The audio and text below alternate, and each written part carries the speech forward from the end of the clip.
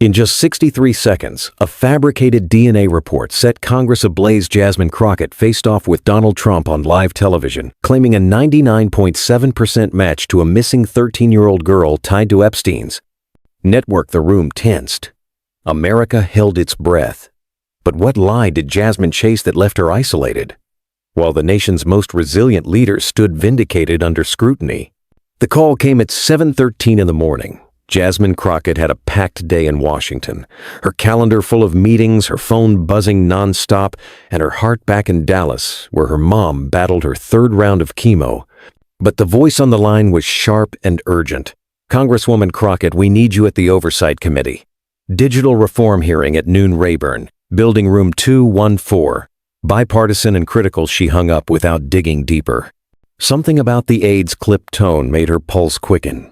She dressed with care, charcoal suit, sleek ponytail, understated makeup, her armor. The black SUV pulled up at 8:45 sharp. The driver didn't speak as the Capitol blurred past like a fortress of whispers. But when she stepped out in the back lot, her eyes caught it. A small USB drive taped to her windshield. It gleamed in the morning light. No label, no note, just a crumpled paper tucked under the wiper. She glanced around. No one. She grabbed it, her chest tightening. 3 words scrawled in bold capitals. "Watch this alone." Her aide Marcus raised an eyebrow as she entered the briefing room. Jasmine slipped the drive into her jacket pocket without a word for the next hour. She sat through prep notes, half listening to procedural talk and nodding at names she didn't bother to memorize, but her fingers kept tracing the drive's edge like it carried a charge. At 11:06, she excused herself, walked to a side office, locked the door, pulled the blinds, and plugged the USB into a secure laptop. No password, no encryption, just one folder labeled restricted/myr00. She clicked a file. DNA analysis 7913.pdf. Her grip tightened on the mouse. The screen flickered, then steadied. What she saw was a 2-page genetic profile, cold, clinical, precise, until her eyes hit the final line in bold subject: 7912.3, 99.7% paternal match to DJT. Jasmine's breath caught her throat, went dry. DJT. Those letters burned like wildfire. She scanned the document again, line by line. Her breathing quickened. Sample date: March 12, 2000. Origin: Reykjavik Genomics Institute, Iceland. Custodian: redacted. Subject: female, 13 years. Status: missing. At the bottom, a faint stamp, foreign but real. She zoomed in on the watermark Epstein Global Trust, a knot twisted in her stomach. This wasn't a rumor, not some Reddit thread spun by trolls, and this was a medical record, a chain of evidence, and someone wanted her to have it.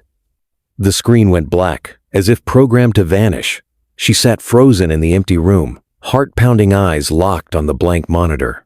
Her shallow breaths were the only sound. Stunned, disbelieving, she didn't move for a full minute. Then softly she whispered to no one, "Impossible. Just impossible. What kind of lie hides in an Icelandic database and a kid erased from America's memory?" Jasmine didn't sleep that night. The DNA file looped in her mind like a siren she couldn't mute. Subject: 79123, those initials DJT. That watermark Epstein Global Trust. It wasn't just a document. It was a wound someone tried to bury with money and distance comms. Epstein Global Trust. But even a sealed file leaves traces by dawn. She was on a secure line to a contact deep in a global transparency group. Her request was simple: trace the lab listed in the file. The reply came in under 3 hours. Reykjavik Genomics Institute, private contracts, only one client, a shell company tied to both Epstein's estate and Trump's businesses. Her heart raced as the dots connected not with theories but with paper trails. She requested procurement logs from 1999 to 2000. 3 shipments stood out, all marked biomedical preservation destination: Virgin Islands, Origin RGI, Iceland, each tagged with a donor code that chilled her TE45 PM. That code popped up again in an offshore wire transfer uncovered by journalists in 2018. Back then, no one knew what it meant. Now Jasmine did T for Trump. E for Epstein, PM, maybe private minor or worse, pregnant minor. The screen blurred for a moment. She blinked hard. Marcus stepped in quietly. He called back. He said the contact from Reykjavik has ready to talk off the record tonight. One condition: no cameras, no phones. Just you. Jasmine nodded. Where? Embassy Row, abandoned townhouse. 11:30 at night. Rain fell in sheets, as if DC wanted to wash away what was coming. Jasmine arrived alone, hood up, coat-soaked heart pounding like a drumline. The door creaked open, no one visible. She stepped inside. A man stood in the corner, shadowed by a dying lamp's glow mid-40s. Scandinavian accent face, half-hidden hands, shaking slightly. You found the report, he said. Not a question, I did, Jasmine replied, and I need the truth. He nodded once. Then I'll tell you what your government wants buried. He worked at Reykjavik Genomics from 1997 to 2003. He said they processed hundreds of confidential DNA matches, but only one came with a direct gag order signed by 2 U.S. law firms, Potts's on 5. The child was female. 13. Her genetic profile triggered an alert high anomaly reproductive abuse marker detected Bracactidae. The father listed wasn't a donor. He was someone powerful. The child never should have existed. He said they were erasing evidence of what happened to her. Epstein's lawyers handled it, but the payment, the biggest we ever got, didn't come from Epstein, it came from Manhattan. Jasmine stepped closer from who playing. He hesitated, then handed her a faded printout, smudged but readable. Client code DJT Routing Bank, Deutsche Trust, New York. Amount $3.4 million Memo Genetic Disposal Services. Full custody transfer to. She stared at the paper, the numbers, the initials. It wasn't just real, it was deliberate. They didn't bury a child. They bought her silence before she could speak. The man looked at her, voice lower. Now, I left the lab. After that, I couldn't stay. But no one would believe me until someone like you showed up. Jasmine tucked the page into her jacket, every nerve on fire. She didn't thank him. Words couldn't match. The horror in her car engine off. She held the paper in her lap. Why hide a kid, she whispered, unless she was never meant to be born? Jasmine didn't drive home that night. She couldn't. The meeting in the empty townhouse left her not with answers, but with fire. The kind that burns through lies, leaving only duty. The printout with client code DJT sat beside her like it was watching her Memo Genetic Disposal Services, Routing Bank Deutsche Trust, payment $3.4 million. And the word that made her skin crawl: custody. She parked under a bridge just south of Constitution Avenue, where the Capitol's shadow cut through the haze. Rain tapped the windshield like a countdown to something unstoppable. She sat there watching lights dance in puddles, thinking what she had wasn't just explosive, it was deadly. If she unleashed it, there'd be no turning back. Her hands hovered over the folder. The evidence seemed airtight enough to start a fire. But the backlash would hit hard and fast. She'd be called a liar, a troublemaker, a loudmouth, a woman chasing fame. They'd drag her law degree, her past cases, her family, even her mom's cancer into the fight. They'd say she faked it all, that Epstein was a distraction, that Trump was just a target of another witch hunt. She opened her phone, scrolled past a flood of unread messages, some from colleagues, a few from reporters sniffing around, and one from an unknown number, marked urgent, but she ignored them. Stopped on the contact, saved as just mom. Her thumb hesitated, then pressed 2 rings. Then, a soft, steady voice. Jazz? Jasmine closed her eyes. Hey, Mom, it's early. You okay? A pause. She tried to speak. Tried again. Then, Mom, I found something. Something awful. And it's real. It's about him. About a girl. A missing one. Silence the kind only a mother can hold without fear. I don't know if I can bring it forward, Jasmine said. Finally, they'll destroy me. They'll come for everything. Her mom didn't raise her voice. She didn't need to, if it's false, she said. Then that child keeps her peace. So let it go. Jasmine opened her eyes, throat tight. She didn't cry. Not now. "I'm proud of you," her mom added. "Now, do what God put in your hands." By morning, Jasmine had printed every verified file, transcribed audio logs, and written her questions, each sharp as a knife. She didn't need to prove the whole plot. She just needed to break the silence enough to make America stop pretending it didn't know. At 11:42 in the morning, Jasmine walked the east corridor of the Rayburn building, slow, steady steps. The folder in her left hand, her right clenched so tight her nails left crescents in her palm. Reporters buzzed at the entrance. The chamber doors opened. She stepped in. Aides shifted, committee members whispered, and at the far end of the long oak table sat Donald J. Trump, laughing, leaning back like nothing could touch him. He hadn't seen her yet. She took her seat at the panel bench. No script, no teleprompter, just paper, truth, and fury. A technician adjusted the camera, gave her the signal. She opened the folder. The red light blinked once, then locked solid live. The room felt colder than it should, not from the air, but from the mood. The kind of cold that comes from marble floors, blank stares, and too many secrets hidden behind crisp suits and polished shoes.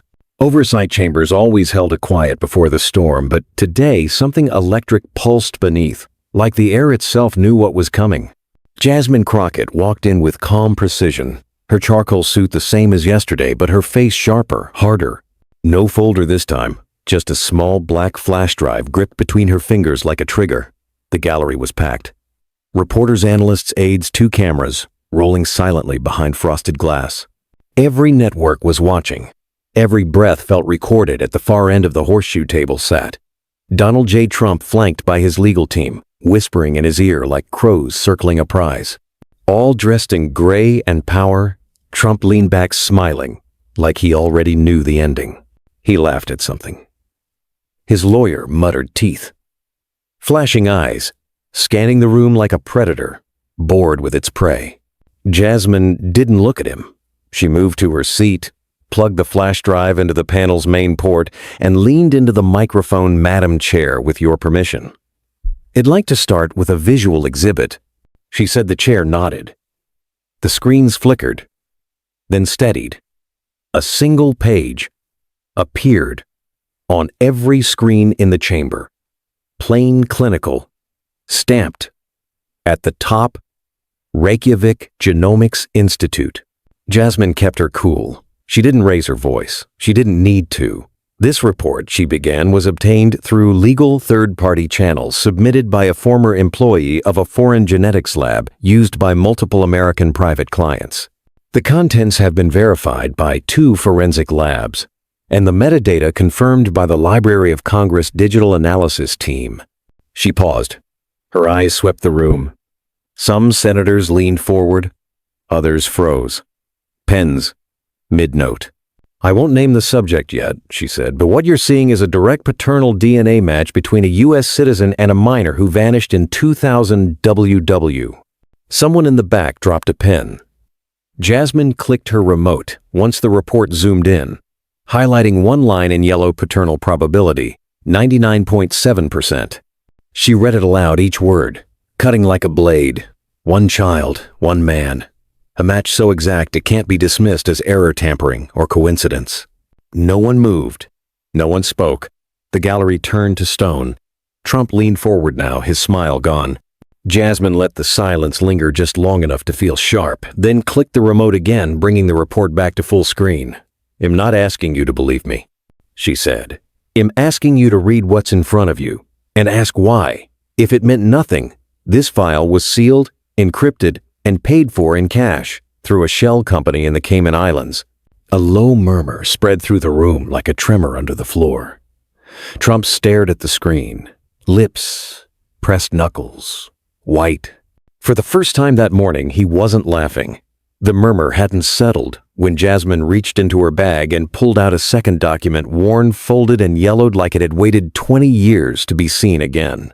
The DNA report had cracked the surface. What she held now would cut deeper. She didn't ask permission. She didn't need to. The cameras were still rolling.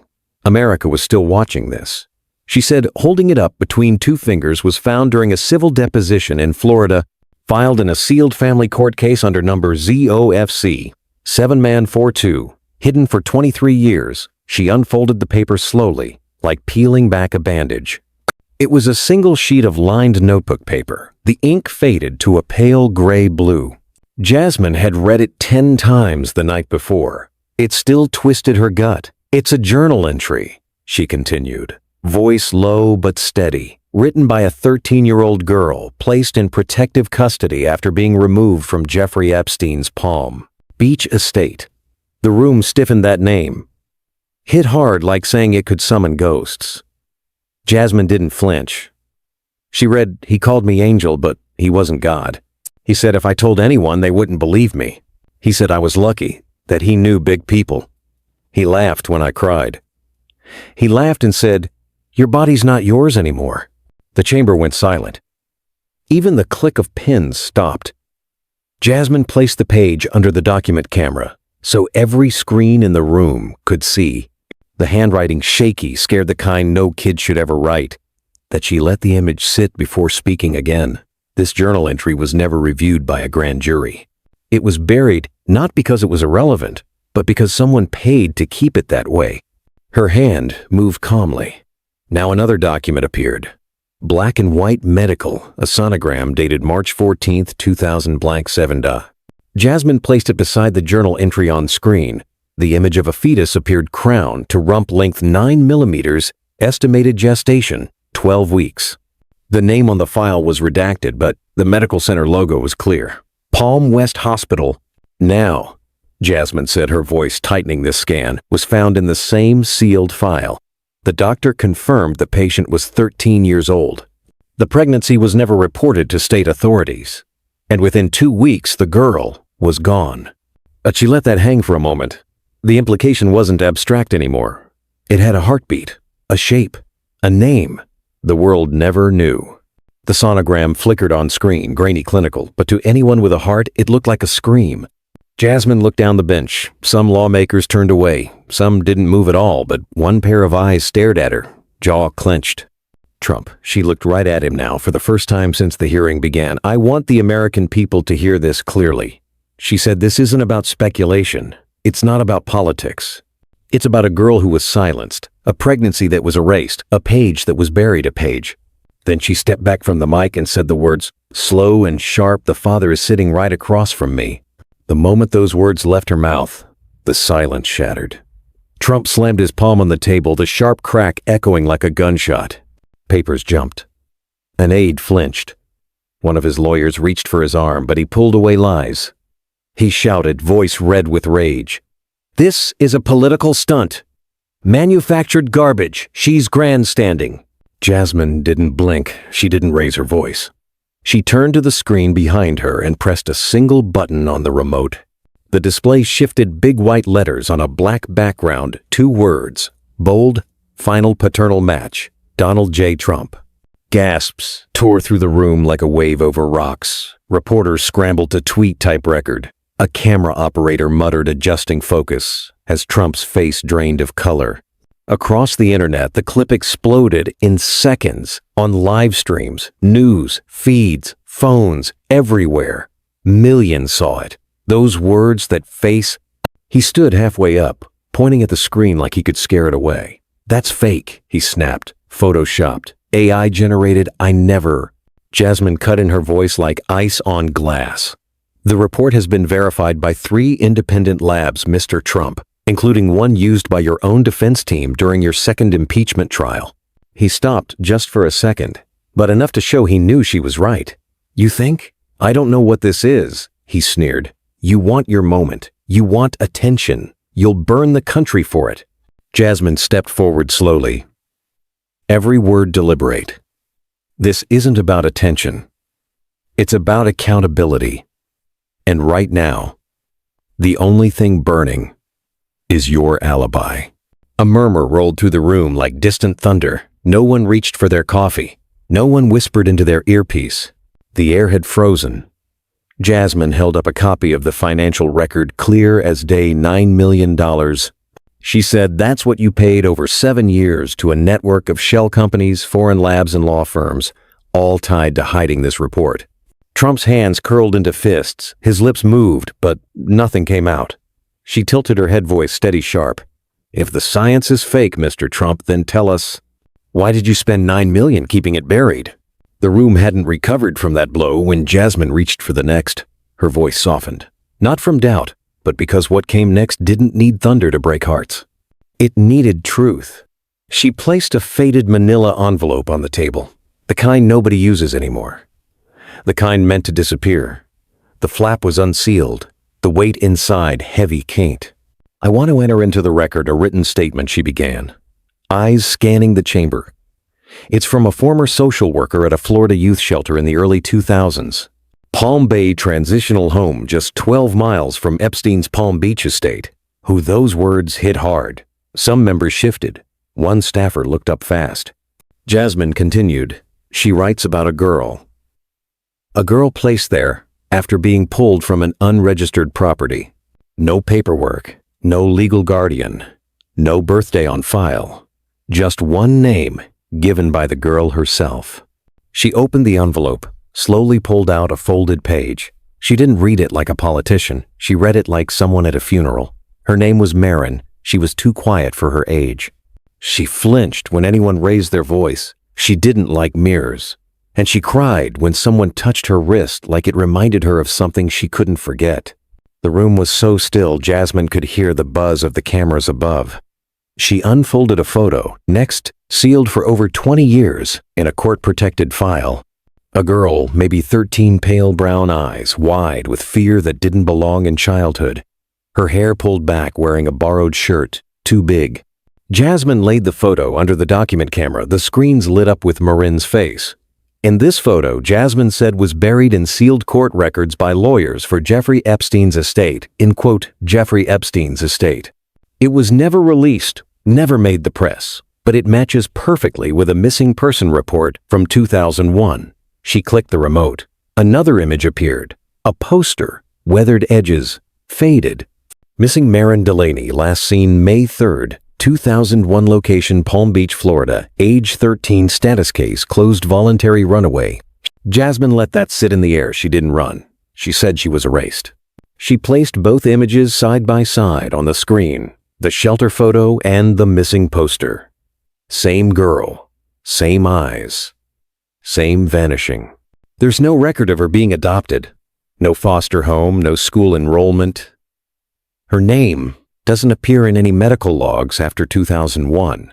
But Jasmine pulled out one last page, a payment log, cold, hard numbers, lines of transactions tied to offshore accounts linked to Epstein's legal network. One entry, August 14th, 2001, recipient, redacted amount, $275,000, MMO, property secured, MAGR. Her voice sharpened. They didn't list her as a person. They listed her as property. Trump didn't speak. He didn't move, but his left hand gripped the chair so tight the skin went white. Jasmine didn't look at him. She kept her eyes on Marin's photo. I looked for her name. Thought I'd find it on a headstone. I didn't. She held up the ledger. I found her name. And it wasn't in a graveyard, it was in a payment log. The chamber hadn't breathed since the last name appeared on the screen, but Jasmine wasn't done, not even close. She reached into her folder and pulled out a new document, thicker bound, stamped by the Department of Treasury. This wasn't a speech, it was an autopsy, and the body was financial. She set it down with a steady hand, eyes never leaving the row of silent lawmakers. Then, without a word, she tapped the remote. The screen behind her changed. No photos, no faces, just a spreadsheet. Numbers, banks, dates. But to anyone who understood power, it was louder than a scream. This, she said, voice clear, is a Treasury-certified audit. 22 international wire transfers, all from Trump-affiliated businesses, mostly shell companies, all routed straight to Epstein-controlled trusts between 1998 and 2002. The screen zoomed in. Line 14. Lit up, originating account TNTL Holdings LLC. Recipient trust J Legacy Partners. Amount $42,500 LLC. Date May 3rd, 2001. Jasmine paused, let the silence fill the gaps between the digits. Dot. That's the exact day Marin vanished from the Palm Bay shelter. No delay, no paperwork, No trace. Just a line item. Murmurs rippled through the gallery. Reporters leaned forward. Jasmine clicked again. Line 6. Lit up date, November 12th, 1999. Amount, $380,000. Memo PR clearance. NT. That date, she continued, matches a sealed case involving a 13-year-old placed in a psychiatric ward in West Palm Beach after refusing to name her abuser. Her file was sealed, her testimony vanished, but the money didn't. She turned toward the witness table. A man stood, gray suit, wireframe glasses, calm as a surgeon. Roger Curry, senior analyst, U.S. Office of Foreign Asset Control. And a footnote, 30 years tracking dirty money. In each of the 17 transactions, he said, we found abnormal timing. No payroll, no tax trace, no vendor listed. Just silent money paid within 72 hours of a girl disappearing, being silenced in court, or locked away without follow-up. He scanned the room slowly, then locked eyes on Trump. This isn't coincidence. It's a pattern. It's deliberate. And in our world, it's what we call red flag laundering. His note. Trump didn't move, his eyes open, fixed, but his jaw clenched hard enough to grind "and F-teen." Jasmine stepped forward again, holding a double column, names on one side, dollar amounts on the other. Each line told a story, a girl who vanished, and a sum that followed. 14-year-olds, 16-year-olds, some with initials, others with file numbers only, no birthdays, no burials, just price tags. These aren't donations. They aren't business write-offs. These are human erasers. Lives turned into line items, disappearances, disguised as balance sheets. She turned to face Trump slowly, deliberately, her voice colder now. Mr. Trump, every one of these transfers traces back to entities you helped create, signed, notarized, and operated through intermediaries who now stay silent. His mouth opened slightly. Nothing came out. She lifted the file, faced the camera, held the ledger at chest height. So tell me, Mr. Trump, she said, locking eyes with him across the room, are these business expenses or blood money? The numbers had stopped the room cold, but Jasmine knew what came next would stop its heartbeat. It wasn't a ledger or an audit. It was something far more dangerous. A voice. One they thought they'd buried with Epstein himself, but some ghosts don't stay buried. She reached into her blazer's inside pocket and pulled out a single folded page, thin, fragile, trembling slightly between her fingers. Not a court document, not a spreadsheet, just paper. Lined, torn, handwritten in a scrawl that looked like it was written in the dark. This, Jasmine said, was found inside a drawer at Epstein's New York townhouse, hidden under a false bottom in a locked jewelry case. Retrieved 2 days after his death by a former housekeeper who contacted my office 6 months ago. The chamber had seen scandals before, but now it listened. Jasmine unfolded the page, carefully smoothing the creases. She didn't look up. She just read, "If I die, it's because the secret got too loud. They said silence was the safest place, but silence feels like suffocating. He told me I'd vanish before my name ever mattered. So if this letter survives me, tell someone I was real." Her voice didn't waver, but the silence after did more than any speech could. .com. This was written by a girl known only in court files as MD, she continued quietly. The same initials in multiple offshore payments. The same initials Epstein's lawyers called clerical codes. She turned the letter to face the cameras, letting the whole country see the shaky, frightened handwriting of a teenager who thought no one would read her final words. Then she looked at the committee bench, where some members now avoided her eyes. Her testimony was never recorded. Her face never shown her name, never spoken in court. But she existed. Trump's knuckles were white again. One of his lawyers leaned in, whispering fast, but Jasmine ignored them. Her eyes stayed on the letter. She didn't ask for revenge. She didn't ask for justice. She just asked to be remembered. She placed the page gently on the table like it was glass. "She begged us to listen," Jasmine said, her voice low, unforgiving.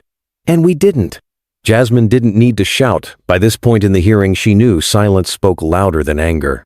The ledger had rattled the room. The letter had stopped its heart. But what she was about to play would dig into America's spine and stay there. It wasn't a number or a name, it was a voice. She placed an old audio recorder on the table, its plastic scratched, dull, like it had been hidden for years.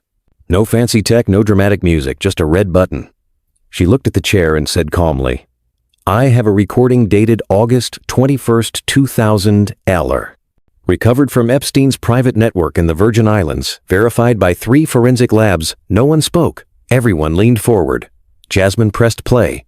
The audio crackled to life first, a hiss of static. Then 2 voices clear, familiar, heavy with entitlement and menace. Epstein spoke first, the girl starting to talk the Lodove, that common and edavlession. Trump replied low, annoyed. "I thought you had her under control." Epstein again, "She was, until the test, if you saw it." Trump didn't hesitate, "So what? They don't know it's mine." A pause. 5 seconds of silence like a gun loading off screen. Epstein's voice flat.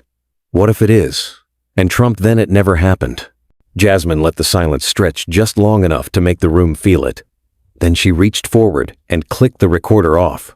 The explosion came instantly. Trump bolted upright, one hand slamming the table. "That's AI deepfake nonsense. You can fake anything now. This is a political hit." One of his lawyers tried to calm him, but Trump kept going, "I never said that. It's a lie. It's edited." Jasmine turned to him slowly. One brow raised. "That file was authenticated by Homeland Security, Columbia University's Digital Forensics Lab, and CNN's investigative unit," she said evenly.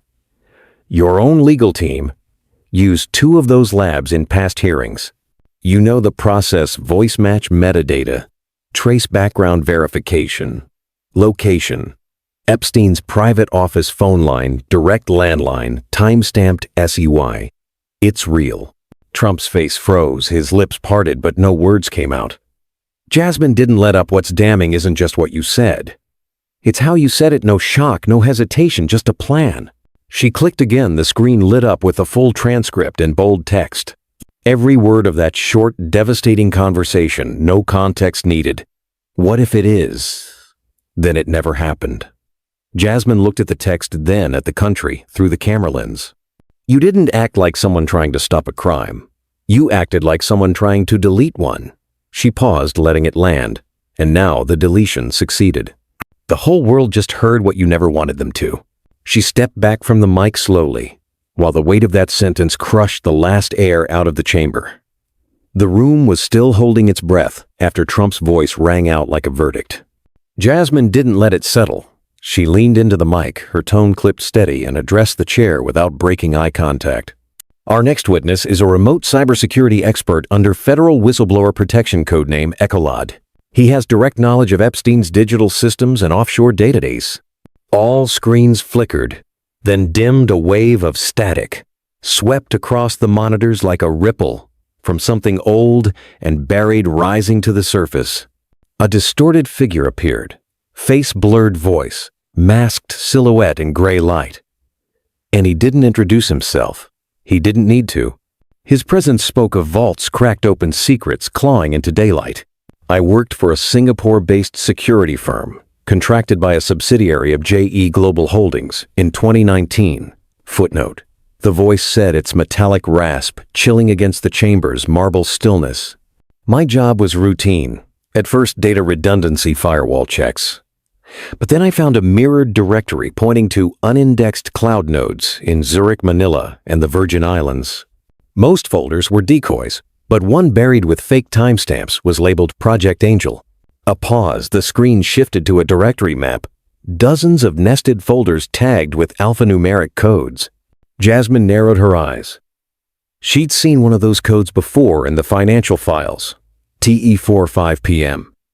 Ecolad continued. Inside were voice logs, payment chains, memos, medical scans. Some folders labeled by date, some by initials, others by function. M for minor, C for custody, P for pregnancy. And then the strings names encoded in shorthand, redacted in every legal file. But here they were, organized like stocks in a portfolio. Trump's legal team froze phones, lowered fingers, stopped mid-text, placed. For the first time, it wasn't just Jasmine making claims, it was an insider. I cross-referenced the voice logs and fund transfers. Every transfer Jasmine Crockett showed today is in the archive. Every missing girl named has a voice file. Every sealed medical document has a duplicate time-stamped, digitally signed. A committee member, pale, interrupted, "How do we know this isn't made up?" Without answering, the figure raised a gloved hand, typed a command. The screen morphed text, replaced by a new interface. Rows of clickable files, names, dates, audio tags. Then, without warning, one file started. A title flashed. Audio 787B, voice log, /. The hacker's tone stayed mechanical. "You don't have to trust me. Just listen to what they paid to silence." The interface ticked forward. Jasmine didn't move. Trump held his breath. The gallery leaned in as the audio buffer hit 0. Then it played. And this time the voice wasn't Trump's or Epstein's. It was a girl, quiet, tired, real. And no one was ready for what she'd say. The chamber turned to stone. No coughs, no whispers, not even a breath. All eyes locked on the screen as the audio began. A faint hum filled the speakers like a basement or sealed room. Then a girl's voice, young, unsteady, tired, in a way no child should be. The kind of tired from being broken too many times yet still waking up. "They said if I speak," she whispered, barely audible. "No one will believe me." The air in the chamber shifted. "They said I'd ruin everything, that girls like me don't survive the truth. But if someone's listening, if anyone still cares." Her voice cracked the recording, hissed like it tried to shield her pain but couldn't. "Tell my mom I forgive her. I know she thought I'd be safe." Then silence, not peaceful but bruising. The recording stopped. No fade, just a hard cut. The timestamp froze on screen, 024 time. That was all it took to shatter the idea this was about politics. Jasmine didn't speak at first, but one lawmaker did, an older Republican handshaking voice breaking, "That was someone's kid." The silence didn't break, it shattered. Jasmine turned slowly to the monitor. Her voice didn't rise, it cut. "You heard her." She scanned the room from the committee to the press, to Trump now motionless. Arms crossed, eyes unfocused. That girl didn't name names, didn't ask for revenge, didn't talk about justice or law or policy. She just asked to be remembered, to forgive the one person who should have protected her. Jasmine stood the silence, held like a second ceiling. She had no microphone, no lawyer, no platform, just a voice recorder hidden in a house of secrets, Publico's. And now, 24 years later, her voice is heard not in a courtroom, but in Congress, where it shouldn't have taken this long. She turned to Trump slowly. He didn't meet her eyes. "You had everything, money, power, a global machine to bury anything in your way." She paused, her voice steady, burning beneath. "And you call this political?" Then she looked into the camera beyond the chamber walls. "And if this girl were your daughter, would you stay silent?" The clip of the girl's voice hit the internet like wildfire. Within minutes, it was everywhere, sliced, captioned, reposted, rebroadcast, news anchors, choked up mid-sentence podcasts, paused mid-episode. Comment sections filled faster than moderators could keep up. The line echoing across generations wasn't Trump's or Epstein's. It was hers. "Tell my mom I forgive her." By nightfall, the numbers were staggering. 47 million views in under 6 hours, and .com. Hashtags exploded. She was real. Forgive her. Believe the girls. But what shocked America wasn't Gen Z outrage or influencer posts. It was who spoke up. Vietnam vets, church grandmas, Midwestern dads with MAGA hats now tucked in drawers. "I voted for him," one retiree wrote twice. "I thought it was all noise, but that voice, that was someone's daughter." A woman from Ohio with a golden retriever and American flag profile pic posted, "I believed him for years, never again." Outside Trump Tower in New York, candles lined the sidewalk by noon. Not political, but personal. Small frames of missing girls. Post-it notes with names. Emily, Kiara, Bethany. No last names, just names that could have been Marin names people didn't fight for in time. In Palm Beach, Mar-a-Lago was quiet, not with water, but with silence. Protesters stood shoulder to shoulder holding photos, not signs. Mothers linked arms, nurses clutched rosaries. One woman on the crowd's edge held her daughter's sealed case file from 1999. She didn't speak. She didn't need to. Jasmine watched it unfold from her office window blinds, half-drawn lights off. Her phone stopped ringing because it couldn't keep up. 7,000 emails in her inbox, half from mothers, survivors, women who'd buried their stories for decades, until that girl's voice cracked something open they didn't know still lived. They didn't write about politics.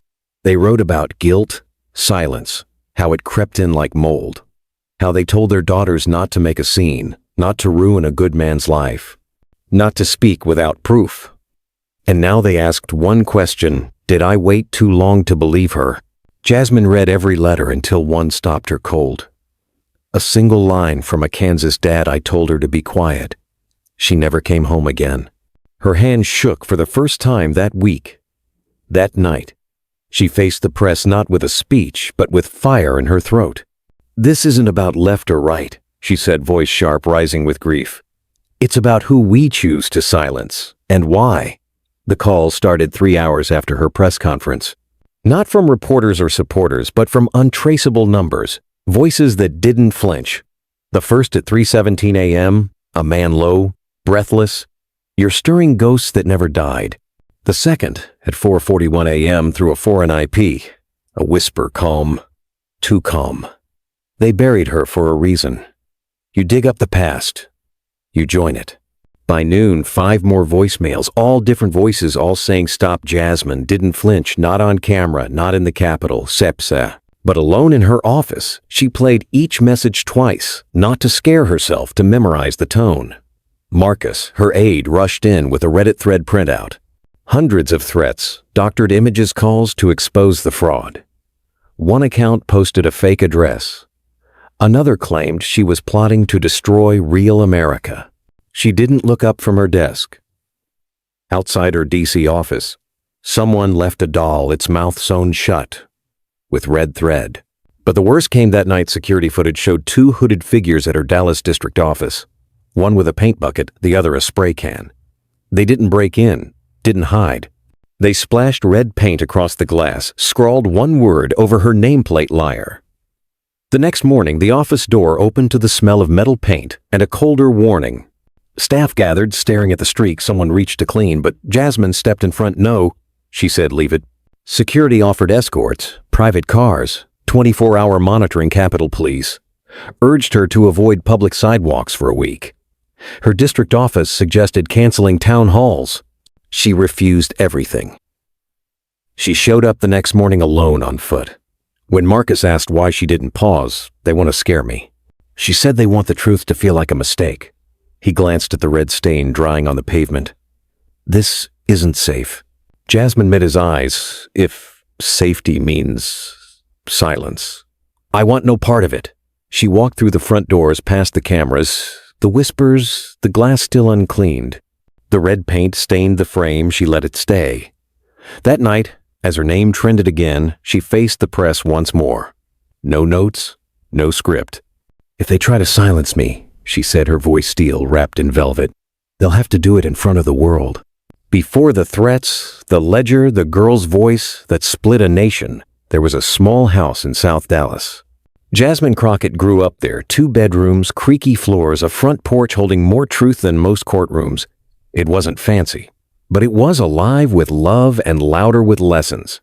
Her mom didn't sugarcoat anything, not the world, not how it treated women who spoke up.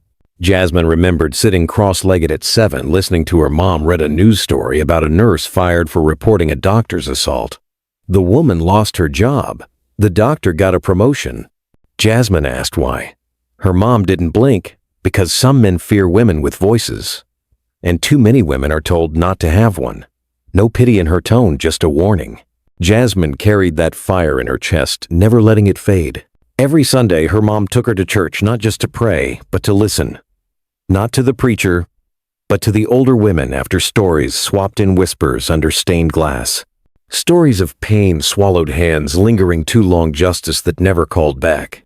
By 15, Jasmine stopped whispering. At 17, she marched alone into the principal's office after a teacher grabbed a classmate's wrist too hard, calling it discipline. At 24, she stood in court, defending a woman no one else would.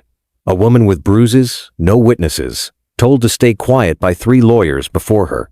By 38, she learned the more truth she carried, the more people tried to crush her with it.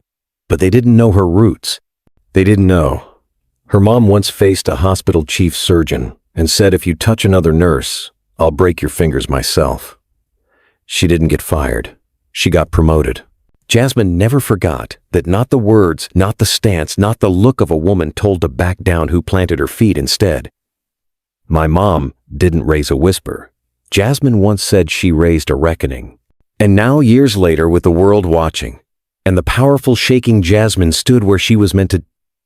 But she looked into the camera. No fear, no apology, no tremble. "I'm not done." She leaned in slightly, her voice a quiet dare. "And you, if this was your daughter's story, would you be?"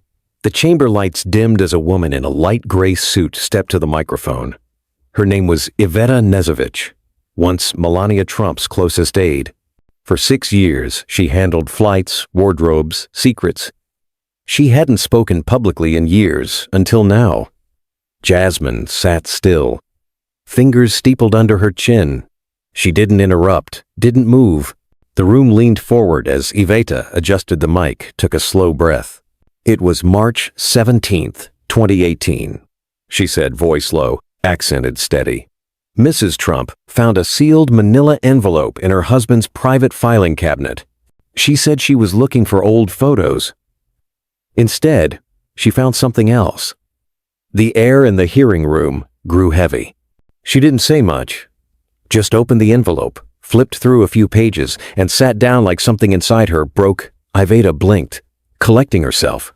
There were photos, a DNA result, a name. Marin. She looked at Jasmine. She didn't ask for help, didn't say where she was going, just packed a handbag and left that night. "Where did she go?" a congressman asked. "I don't know," Iveta replied, but when she returned 3 days later, she was different, cold, quiet. She hid the envelope in a safe behind a painting in her dressing room, never opened it again. But I saw her holding it late at night, staring like she couldn't shake that name. Jasmine flipped to a page in her binder, held it up. A scanned image of the DNA envelope stamped "confidential match confirmed." She cried when she saw the name Marin Iveta, said, her voice faltering. "She told me it reminded her of Baron when he was little. How scared she'd be if someone took him." She looked down, avoiding the cameras. She said, "If this is true, the whole country's broken." Then she turned off the lights and didn't talk to me for a week. Silence fell. Not political, but human. Even Jasmine blinked twice before answering what stopped her from going public, another lawmaker asked. Iveta paused. She didn't want her son growing up knowing that name. Marin. That pain. That secret tome. Trump stared forward from the defense table, knuckles white.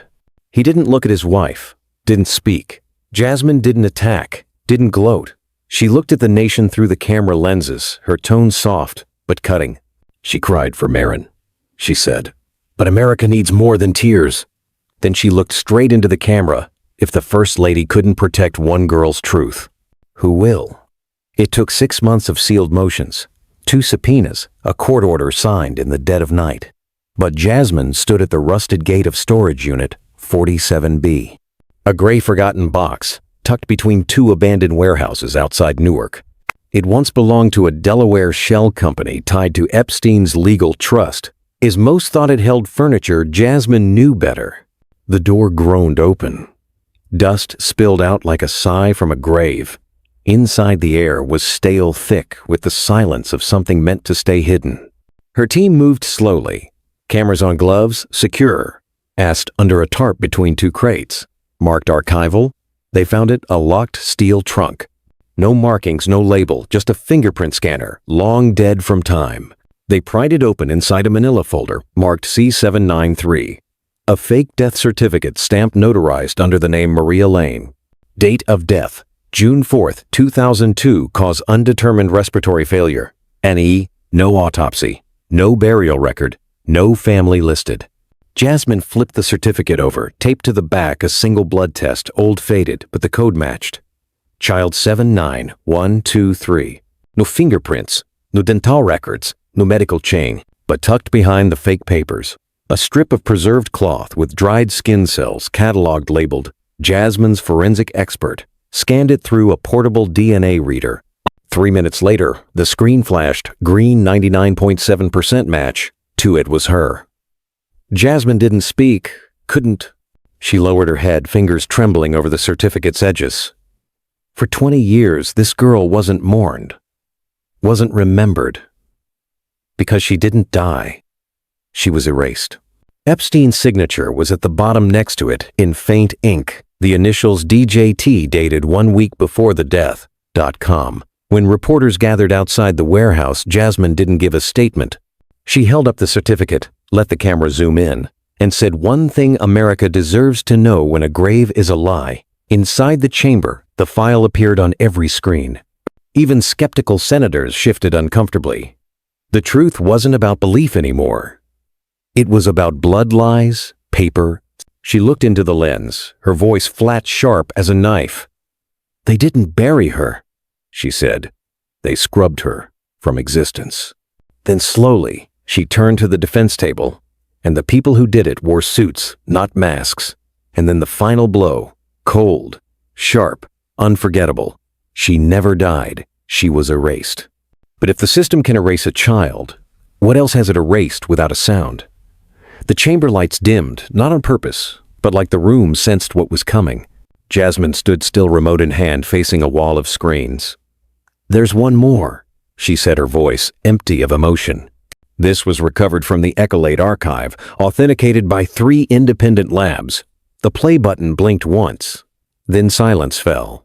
A static hum, then the clear tones of Donald Trump and Jeffrey Epstein, voices low, casual, like discussing a golf game. "You sure she's gone?" Trump asked, impatient, like the talk bored him. Epstein replied coolly, "4 million now. If the kid disappears again, you get the island." The words hit like bullets in the gallery. No one moved, not the stenographer, not the bailiff, not the committee chair. The audio kept going. Trump chuckled. "You drive a hard bargain, Jeff." A pause. Then the clink of ice in a glass. "But I like islands, especially ones without reporters." The room's air thickened like guilt, pressing the walls. Jasmine let it play 5 seconds more, then stopped mid-sentence as Trump said, "No records, no trail, just like last time." She turned slowly, her gaze sweeping the room. Senators were pale staffers, looked like they were underwater, holding their breath. America watched, not with rage, but disbelief. It wasn't just one girl anymore, it was a blueprint. Jasmine didn't raise her voice, didn't need to. She walked to the table, placed a printed transcript down for the record, and said, "This is the deal that turned a child's life into currency, 4 million for silence. 4 million to erase a name." The committee chair leaned forward, shaken. "Congresswoman Crockett, are you saying this deal was followed through?" Jasmine didn't flinch, "No, chairwoman. I'm saying it happened multiple times." Muffled gasps rippled through phones, buzzed with alerts, hashtags erupted, but Jasmine kept her eyes forward, cold, controlled. Trump tried to speak, but his mic was muted. His face, red knuckles white on the table's edge. He mouthed something, but no one cared. The tape spoke louder than he ever could. Jasmine leaned into the mic, her voice a whisper, slicing through silence. "Now, how many others?" And for the first time, even her toughest critics said nothing. Because some questions don't need answers, they need reckoning. The gavel dropped like thunder, not once but twice, and the chamber floor, tense for weeks, now crackled with something heavier than rage consequence. By a vote of 3 to 14, the chair announced, voice steady but breathless. The committee rejects opening a criminal investigation into Donald J. Trump and associated entities. A pause, sharp still, like history processing the moment. Across the room, Jasmine's legal counsel pushed her chair back silently. Her briefcase stayed on the table. No closing argument, no rebuttal, just silence and quick footsteps retreating. Jasmine didn't follow. She sat slumped, fist, clenched eyes on the floor like a woman trying to unhear everything. Trump stayed, seated back straight hands, on the thick folder that had crushed her case. He hadn't flinched through the recordings, the threats, the gasps. And now, with the nation watching, he didn't smile, didn't gloat. He closed the folder, softly, deliberately, like sealing a coffin. Reporters rushed from the gallery phones lit up with alerts. Investigation denied, Trump cleared of federal probe. Protesters outside the Capitol cheered flags, waved horns, blared, and above it all, Jasmine stood not as a politician, but as the woman silenced. A junior congressman whispered behind her, "You just lost everything." She didn't answer. Her eyes scanned the room, locking on the empty seat where her lawyer had been. Then, with measured steps, she moved to the podium one last time, not for drama, but because the people deserved a final word. "This wasn't about vengeance," she said, voice low, firm. "It was about accountability for voices that never reached courtrooms, for girls who vanished before they had names." She took a breath. Some used billions to erase the truth. But the truth cooperated. Cameras zoomed in on her face, calm, resolved, scarred but standing. "I've seen the ledgers, the tapes, and now the world has too. You made billions, Mr. Trump, but you'll keep your name." She stepped back, mic still warm, her part done. For a moment, no one spoke. Then the room broke into quiet applause. Not from allies, but from those who doubted her hours ago. Applause not for victory, but for defeat. And as the hearing ended, one thought rang louder than the gavel. If truth can build a tower of gold, what else is it still protecting? The marble headstone was old. The ground, it marked, disturbed, for 23 years. Jasmine stood before it, coat buttoned tight against the wind, eyes fixed on the name carved not in stone but in deception. Marin Elise Connors. No aliases, no sealed files, no case numbers. Just a name they failed to erase. Behind her, a silent sea of faces. Mothers clutching photos, veterans gripping folded flags, nurses in scrubs stained from yesterday's shift. Some lost children, some lost sisters, others lost faith, but all came to reclaim what silence tried to bury. Jasmine hadn't called them, they came on their own. The sun broke through gray clouds like the sky itself wanted to witness. Jasmine stepped forward, placed a single white rose at the stone's base. Not a bouquet, just one for the girl who became a symbol of all the others. The hush fell over the crowd, not planned, not scripted. Reverence, grief, rage, waiting years for a place to land. There was a time, Jasmine began, voice steady, low, when her grave had no name, just coordinates, when even the dirt above her was silent. She turned slightly, looking at the women behind her. They said she wasn't real. Her pain didn't matter. That the powerful could write her off like a bad bet. But today she is real. Today she has a name. A mother with silver hair, trembling jaw, let out a soft sob. Jasmine didn't pause. She let it rise, fill the space. This moment wasn't about her. It was about the echo of that voice in the hearing room, the line still haunting the country. If I die, it's because the secret got too loud. Jasmine took a breath, knelt her hand on the cool marble. She is forgotten, she whispered, and so are the others. The crowd didn't cheer, didn't chant. They stood like pillars, witnesses. Some held signs. Some held hands. For once, no debates, no headlines, just truth laid bare in a cemetery, now a battlefield. As Jasmine Rose faced the cameras on the hill's edge, she gave one final line. A question not to politicians or donors, but to every American watching. If your child vanished, wouldn't you want someone to ask why? The studio lights were blinding, but Jasmine didn't blink. She sat center stage, a single mic clipped to her collar, facing a sea of cameras beaming her face into millions of homes. No makeup touch-up, no teleprompter, just her voice and the truth it carried. She looked into the lens, into the eyes of a nation that watched in silence, doubt, discomfort. "This isn't just about one man," she began, her voice low, resolute. "It's about a system built to look away, a machine that turns pain into policy, victims into liabilities." But she didn't name Trump. His shadow was already in the headlines. But tonight wasn't about shadows. It was about dragging silence into the light. For years, we buried these stories to protect institutions, legacies, to keep dinner table talks from getting messy. And in doing so, we erased people. A photo of Marin appeared beside her on screen. Not a mugshot, a school photo, smiling. Jasmine glanced at it, her voice nearly cracked, but she steadied. "The truth is, we didn't fail Marin because we didn't know. We failed her because we knew and chose to believe." A long pause, not for drama, but for breath, for space, for the weight of every girl whose name never made the papers, every mother silenced by campaign checks and backroom deals. Jasmine leaned in. "This is bigger than politics, bigger than one courtroom or scandal. It's about the silence we accepted for comfort, the truth we buried for power." Static filled the airwaves as networks scrambled to censor her. But it was too late.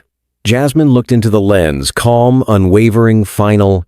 How many more daughters must disappear before we stop protecting the men who made them ghosts? Sometimes the ghosts we fear aren't from the past. They're the truth's power buried in silence. And not everyone gets to tell their story, but we can choose to listen. If you've ever looked away from fear or comfort, if you face the truth now, if this story shook you, don't just scroll past. Like, share, subscribe to Mr. Truth Stories, where hidden voices rise in silence isn't safe, and hit the bell, because the next story might not just expose power. It might show who we choose to be. Which moment made you stop and feel? Drop a comment below. Let's not look away. Let's remember together. This dramatized story draws from real struggles, real people.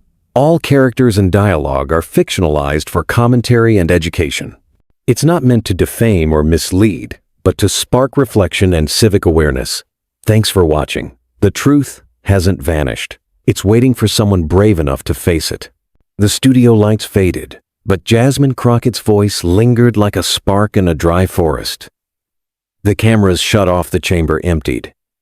Yet the weight of her words hung heavy in the air. America had watched.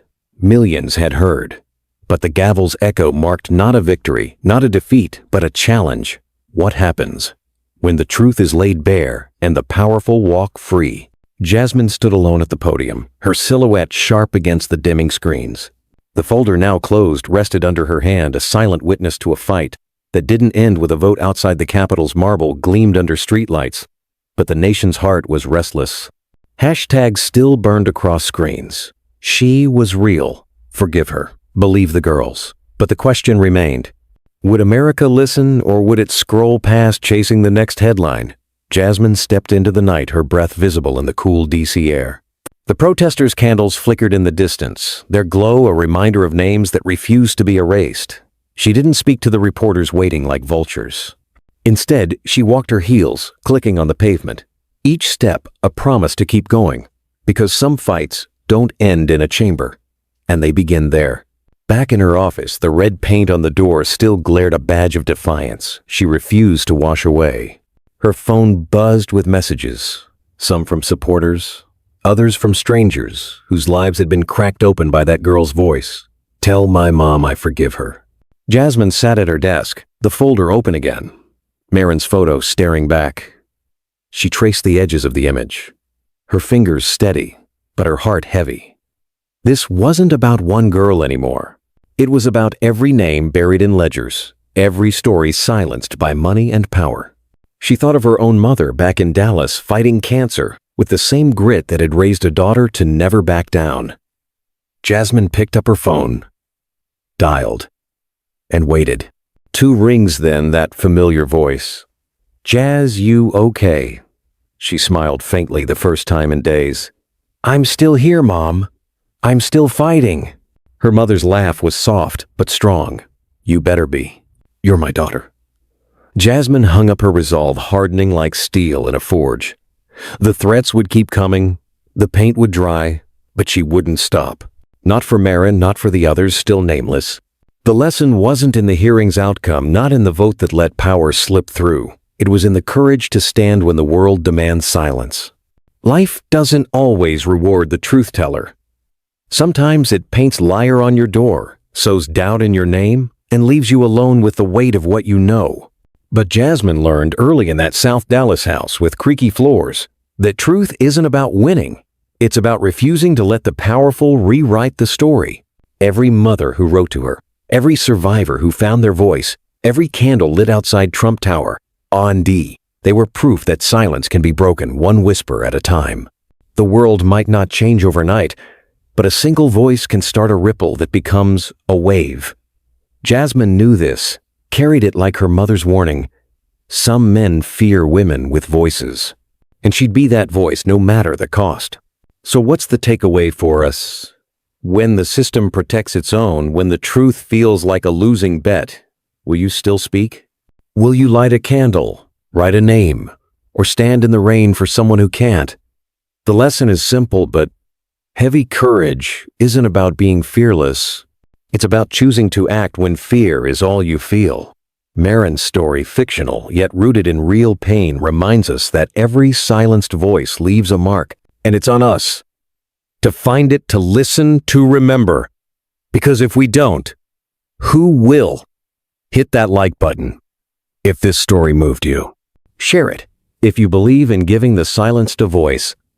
Subscribe to Mr. Truth Stories and tap the bell, because the next story might just wake something in you, something that refuses to stay quiet. What moment hit you hardest? Drop it in the comments. Let's keep this fire burning. Together, we can make sure no name stays buried.